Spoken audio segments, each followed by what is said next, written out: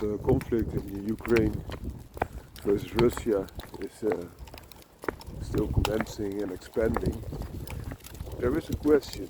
You see also that people are fleeing with their animals, their pets. Is it a drawback or a benefit to have a dog in crisis time? I think it depends largely on what type of dog it is, and in general you will have another thing to worry about, because you also have to worry about the health of the pet. But as long as the dog is not extremely big and is easy to carry, for example the dogs that you see here, 10 kilograms to 13 kilograms for the male. I think he's now currently 12. Female's about 8 at the moment. As long as that is the case, you won't find that enormous drawback when you have to carry them if needed, for example for the train or the subways that you see now in Ukraine. But they do offer a small benefit. And why is that? They increase your morale, especially if you are alone, and also they have the benefit that they will be vigilant for you. And why is vigilance so important then? Well, if you have to stay on your toes all the time, this will cost so much energy that you cannot rest. While when you have a dog that is vigilantly watching over you, you will be alerted when the dog thinks something is wrong.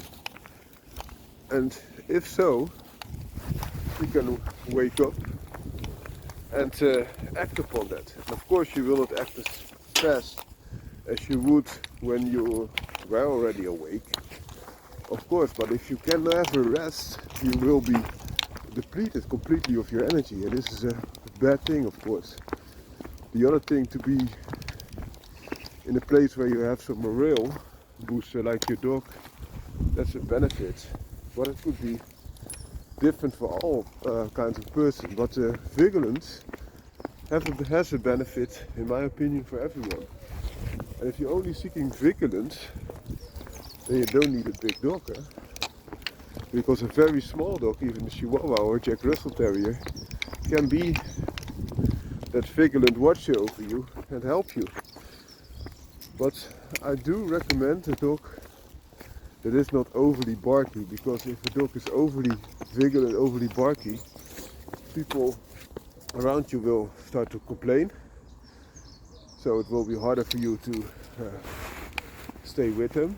And the other thing is, you will also desensitize yourself, because the dog is barking all the time anyway. So therefore a dog that's extremely silent in general, but only barks when there's really something amiss in its perception, is the benefit that you want. And therefore I will also state that there are some dogs that are like that, like bull and terriers especially.